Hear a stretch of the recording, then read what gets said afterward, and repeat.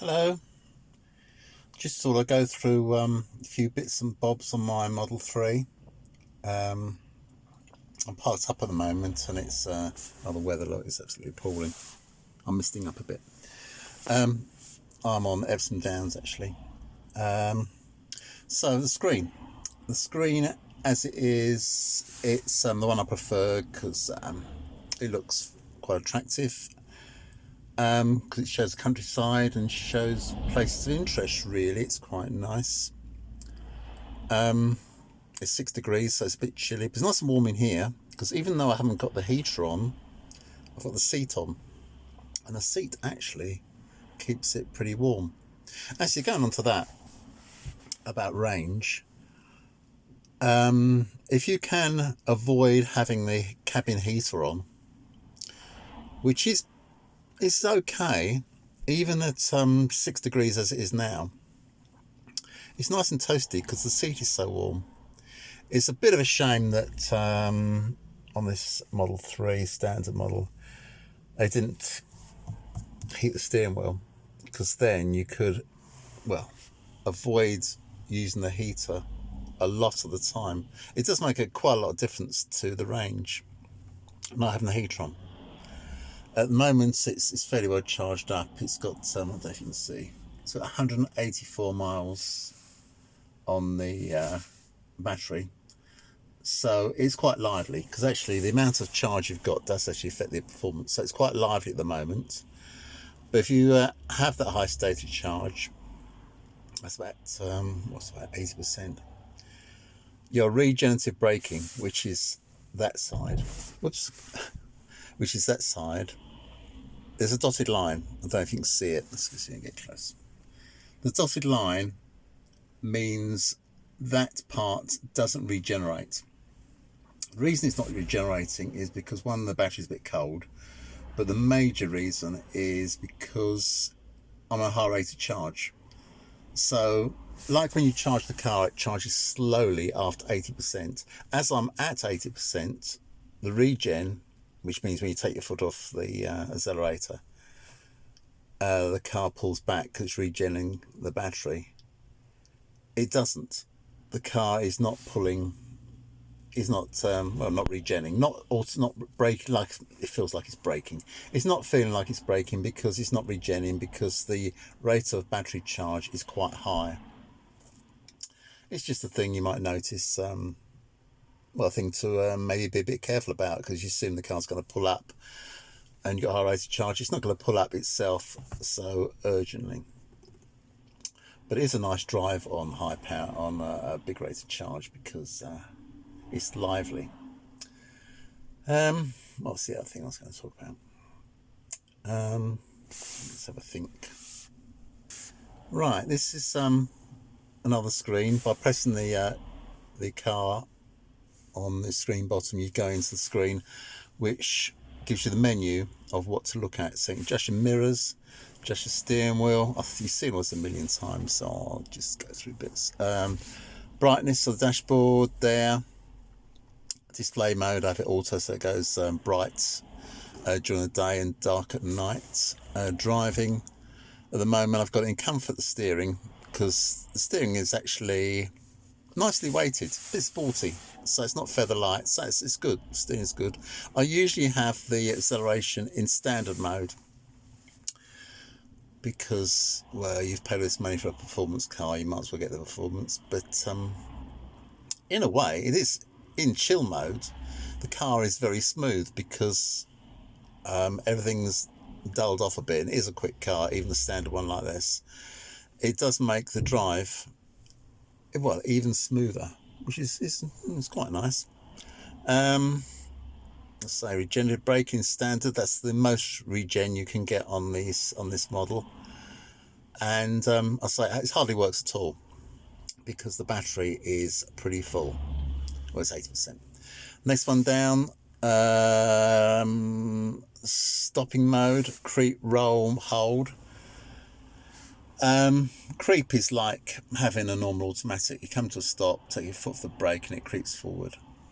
Roll, that's my favourite. You come to a stop, and an H appears on the screen, which is quite nice, and it holds the car.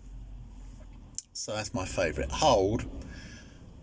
Well, I personally don't like that one because you come nearly to a stop, but you don't want to come to a stop.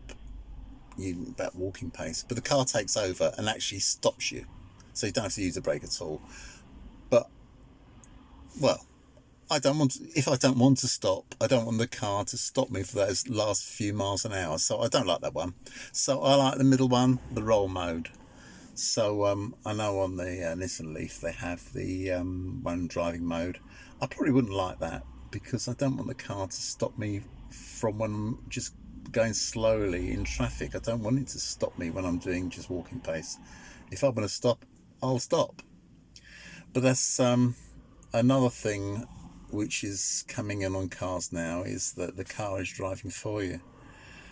I'm not a fan, being a bit old.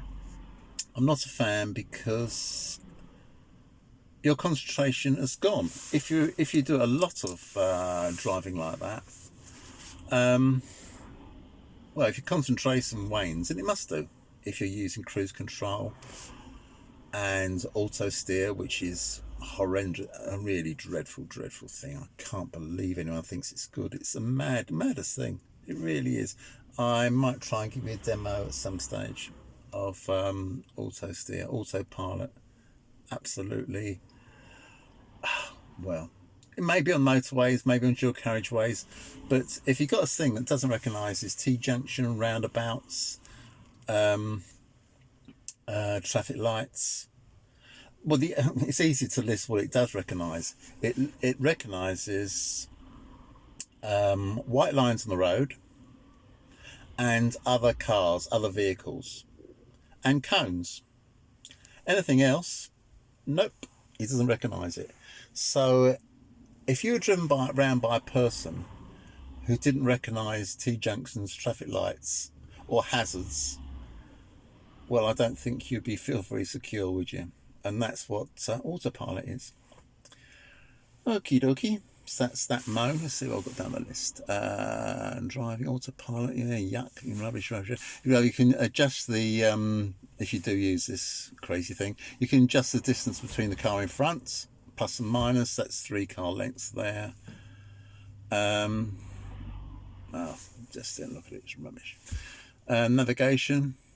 Navigation's quite good. If you navigate to a supercharger, it will precondition the battery, which is quite nice because it warms the battery up and makes charging very quick, 100 kilowatts an hour, because the battery's nice and warm, all ready to go, rock and roll. Very nice. What else is on there? No, that'll do. Safety. We just turn the engine power out, or not engine, turn it on and off with that screen. Service. You can actually oh, that's the wiper service mode. Yeah, I'll do it. You flick that, the wiper comes up, so you can clean the wipers or change the wiper blades. Quite nice. Adjust headlights, that's something you don't do. That's the main dealer thing. Towing, reset sensors, yeah, forget all the rest of it. Yeah, owner's manual. I've never actually looked at it, but apparently the whole manual, as you can tell, the whole manual is on the car and tells you everything about the car, which is pretty good. Software, that tells you when you've had your last software update, and software updates are pretty amazing. To have your car, as someone actually said, it's a bit like a Christmas present because you don't quite know what you're going to get. There might be a few cases, which is kind of amusing, where the update has made the car less how you like it, which is a bit of a funny one. That's the thought. A glove box, it's quite clever. Glove box opens when you press the button. So more of a gimmick than anything I've done typically use. Let's see. Oh, I know what I was going to talk about. Let's go to. Hang on a sec. I shall pause you a minute. Okay. A screen here. I've just opened the boot. Didn't want to open the boot, but I've opened the boot. Right. Let's go back. Screen. Okay. Phone. Boots.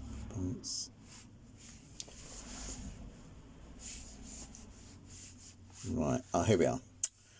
Right, mileage. As you can see, I'm not that familiar with this screen, and to say it's easier to use than a button would be untrue, really. Anyway, this is the mileage I have done over a couple of months or so, for 1,962 miles. Not a huge amount, but then I have had it long. And my average miles per kilowatt, watts per kilowatt, watts per kilowatt hour, however anyone says it anyway, is, well, 294. So about 3. You get 3 miles per kilowatt. And as this car's got about, I think it's about 60 kilowatt battery. The average over that period, and of course a period that long is a good average because it's covered everything. So it's in the not much more than 3 miles per kilowatt, which, well, it's a lot less than the manufacturer says, but it's a lot more realistic because when you start from cold, it uses more power. I mean, I think the way I'm driving now, I can get more out of it. I probably will lose the heater less and use the heated seat more. Heated seat doesn't use much at all. Very good. Heating the cabin with a glass roof which lets all the heat out, it uses a lot more power. I don't think it's emphasised enough that the glass areas in the car, and this has got loads of glass, all the heat goes out. I guess the only way around that would be, and some cars do it, luxury cars, would be to have double glazing. It would make it heavier, but then it would make the range better because it'd be cooler in the summer and warmer in the winter. So it probably would balance out. The car would be quieter as well because you wouldn't have any outside noise, and of course quite a bit of noise in electric cars from the outside because it's so quiet. In fact, the road noise, people say about the road noise that you get in the Tesla Model 3, I always assumed the road noise was coming through the structure of the car. But I've come to the conclusion that actually the road noise comes from the actual road noise. It's the tyres on the ground making the noise, and the noise is transmitted to the cabin that way. So if you had double glazing, it would make it quieter.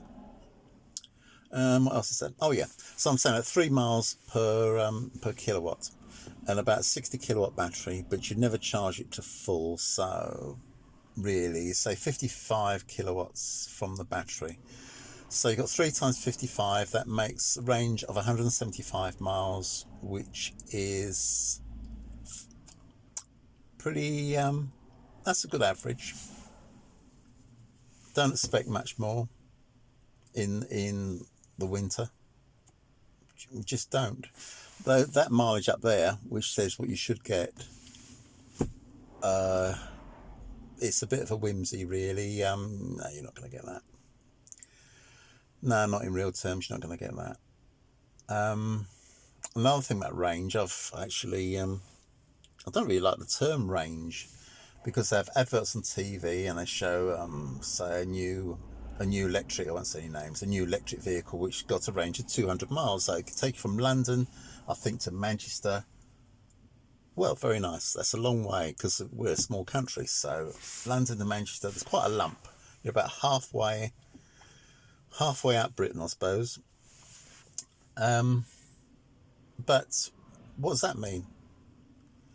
You've gone from, presume they mean, you've gone from your home charge in London, is in their example, and driven to Manchester.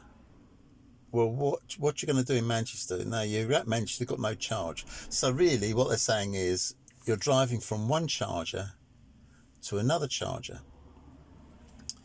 So you need a bit of planning because you really want to get back. You want to get back from Manchester to London again. So it's from your home charger, which is, now people talk about fast chargers, slow chargers, polar chargers, ultra chargers, Christ knows what, superchargers. Forget it. Your best charger is your home charger because you just plug it in and leave it. It is the charger. All the other chargers are never at your convenience. it's the same thing like with petrol. It's not convenient. It's not something you, oh, I'm going to enjoy myself today, I'm going to put some petrol in the car. No, it's no, the only good charger, someone's parked next to me. It's amazing. You're middle of nowhere and someone has to park right next to you. Anyway, that's another moan. So so yeah, your best charger is your home charger, and any other charger is a pain. And it's just the various levels of pain, really, because a 3 kilowatt charger, which is about the same as your home charger, you can get those on the move, are comical. And 7 kilowatts get you somewhere, I suppose. But you only want 50 kilowatts minimum, and they in Britain are quite thin on the ground. So I've said this so many times. I'm obviously so boring my videos because range is absolutely everything. Absolutely. My dream car, it'd be heavy, but heavy down low, would have 150 kilowatt battery, because my dream car, I'm visualizing 400-mile range, but not 400-mile range some time of the year, 400-mile range all the time. That would be absolutely fabulous.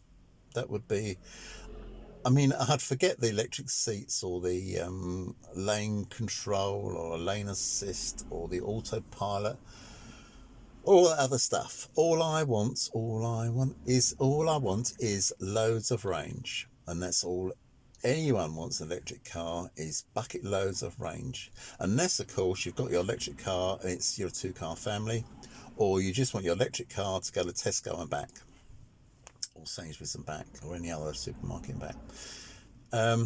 So what you really want is range for a car you want all the time, all over the country, no hassle.